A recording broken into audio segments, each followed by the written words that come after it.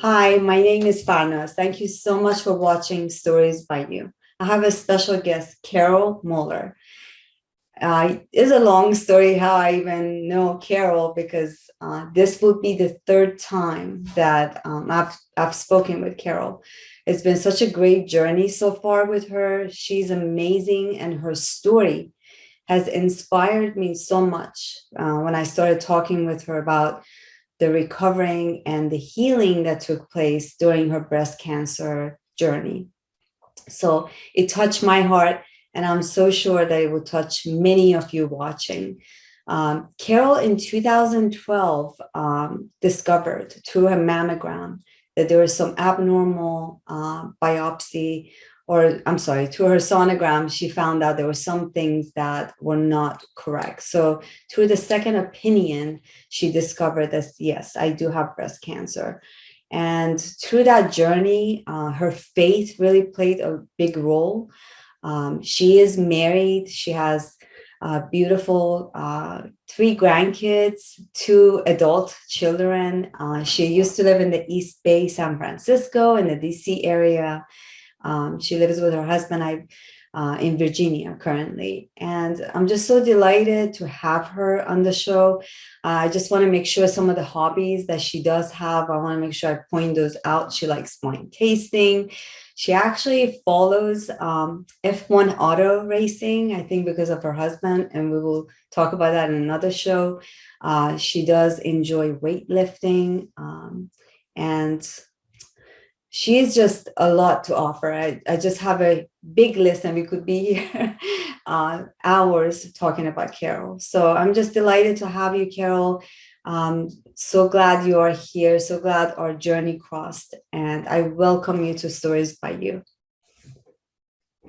Thank you. I feel so honored to be on your show, and it's like a sister across the way that I'm getting to meet. I'm thrilled. So thank you for having me. Absolutely. And, for October last month was Cancer Awareness. And I just really wish that I had met you before, but it's never too late. So we are here. And that's one of the reasons before I got on the show, I wanted to definitely respect and honor the time that we have together. So I wore pink for you. God is so good. That it's been 9 years now since you were cancer free. So I'm so delighted. So tell us a little bit about this, Carol. How did you discover the whole? I know I went into it a little bit, but before giving up all your story, I just want the audience hear from you. And how did your faith play a role into all of this? Thank you. I discovered this through a routine mammogram. I've been getting a mammogram every year since I was 40. And so the head radiologist said, "Oh, I see something suspicious." And I want to do a sonogram or an ultrasound now. So anyway, I went in her office and she did it. And as I laid down to do it, I felt a wave of peace just cover me. And I thought, oh, thank you, God. I don't have cancer because I have this peace. Mhm. Well, little did I know that the peace meant he was with me, not that I didn't have cancer. But anyway, so I had this mindset that I didn't have cancer, that no, this is my peace. So she says, I want you to get a biopsy anyway. So I said, okay. And I got one from the junior radiologist. She was out of town. He called me and he said, good news, no cancer. I said, I knew it. Then she came back from out of town and said, I still don't feel comfortable. And I was mad. I thought, this is ridiculous. But my girlfriends and my doctor encouraged me to get a second opinion. And it worked out that I did. And it was HER2 new positive 1B, stage 1B. I had one lymph node removed. I had a lumpectomy.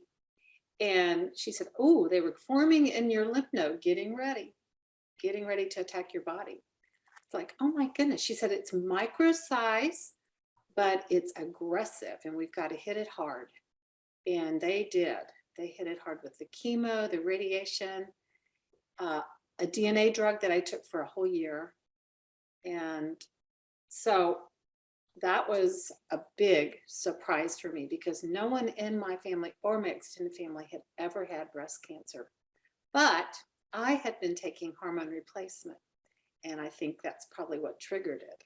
And I felt very guilty about it. And she said, Carol, it just helped us find it sooner. You were gonna have it. It just, and I thought, thank you. Thank you. That was so gracious. And it made me feel so much better. Isn't that crazy that some of the things that we think we know about the genetics and our families that, some had, like in my case, my grandmother died from breast cancer. So we check it on a yearly basis, but we just never know. Someone in the family may not have it, but other things can cause it. So that's why I think the yearly checkup is so crucial. So tell us a little bit about the whole challenges. How did you combat some of the challenges during recovery? Well, for me, the biggest challenge was accepting that I had to hurt my body in order to heal it. All my life, I tried to take really good care of myself.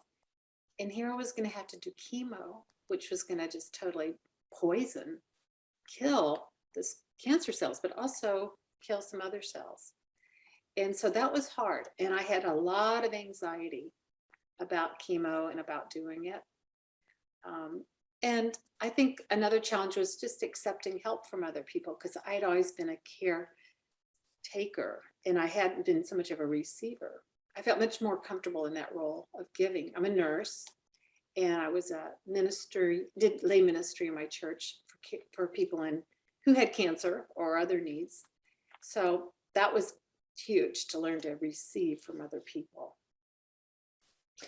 So the whole story that you just talked about, like, I know first time when we talked, when you said it was hard because you've always been a caregiver. So when we first talked, you had a challenge, even you would have never talked about your private issues or matters to anyone. But here something such challenging as breast cancer hit you in your life, basically. But you felt more comfortable at ease to be sharing this. How did you manage to be able to do that? Well, I guess it had to go in degrees with people that I felt safe with. So my prayer partners, my church group, but I didn't put it on social media. I just didn't feel comfortable about that. And my sweet husband screened a lot for me. So he would screen the phone calls and help me in that area.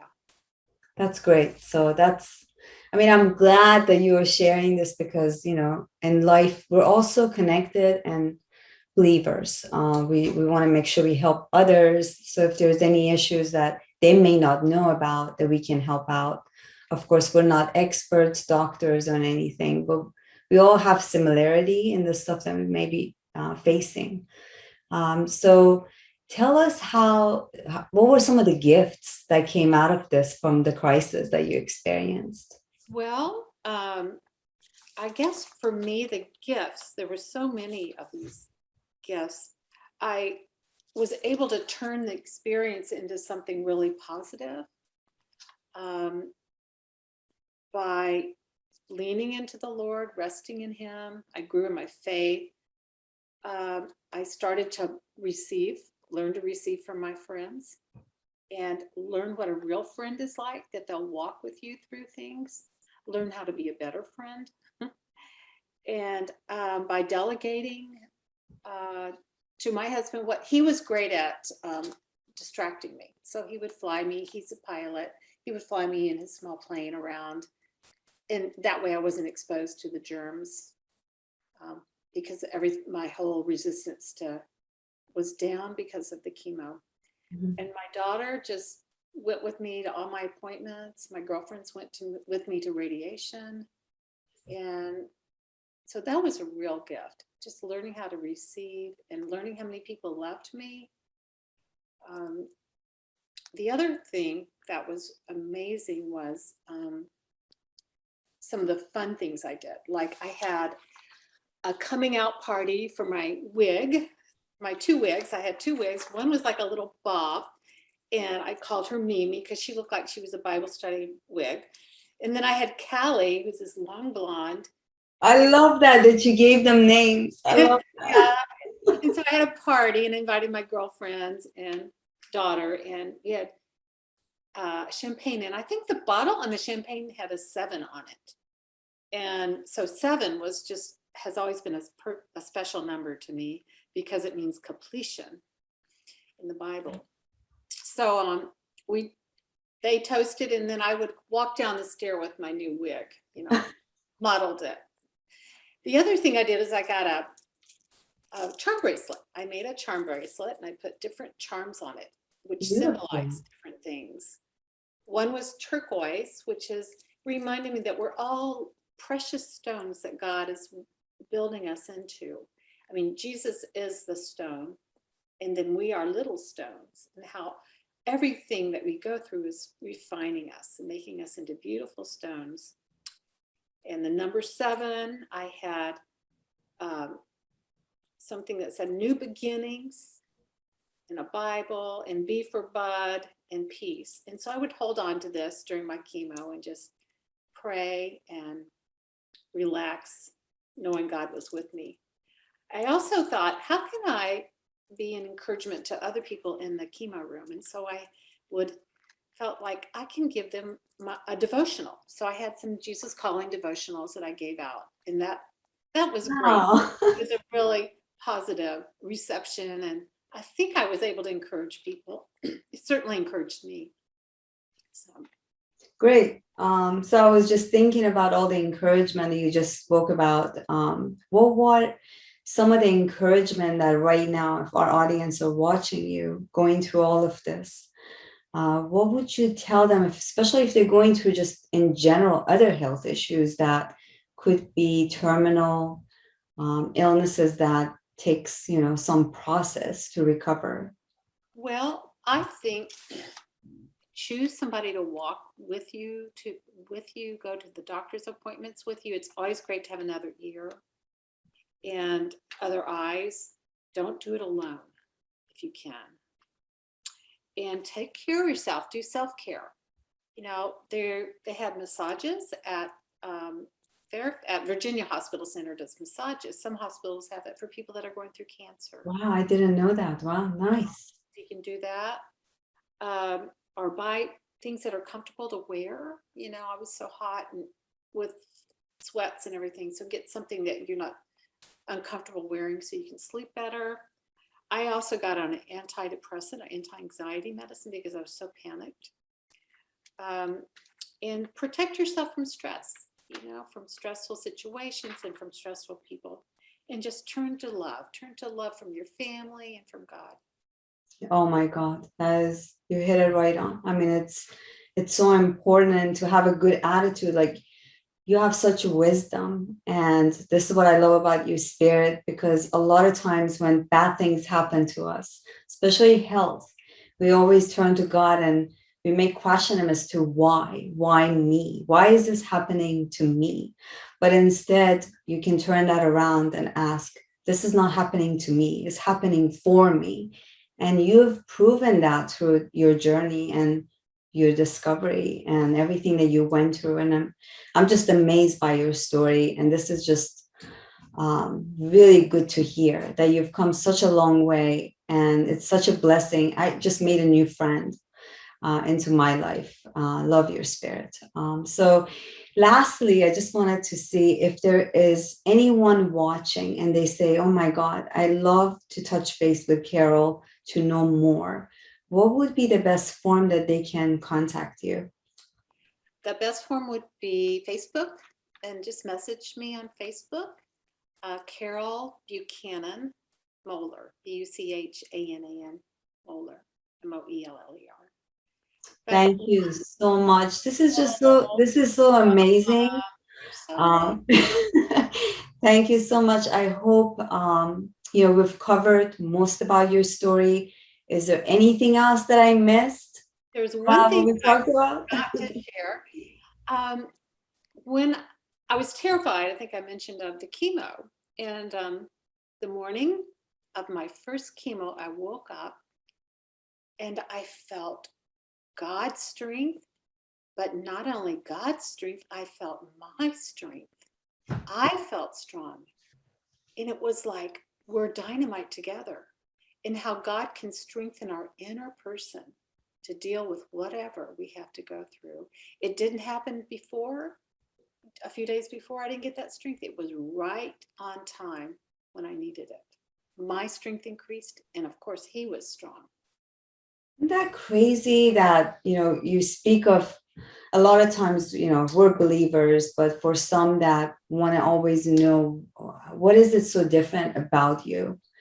And there's this calmness and peace. And regardless of what we deal with in our lives, whether it's illness or other issues, but also to have a good support group. And I'm a big fan of support groups and, people that, because we are connected, not to be scared, but our families are there for us. A lot of people say, I have my family. But at the end of the day, what you went through, you had no one in your family going through the similar situation, but your support group actually was able to get you through it, and your girlfriends. And I know blood is important, but sometimes we can have someone that's our best friend that's not from the same blood.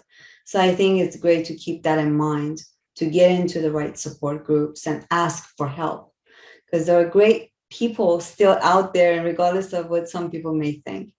But again, thank you so much, Carol, for being on Stories by You. As always, thank you so much for the audience watching, and please don't forget to subscribe. Love as always. Thank you.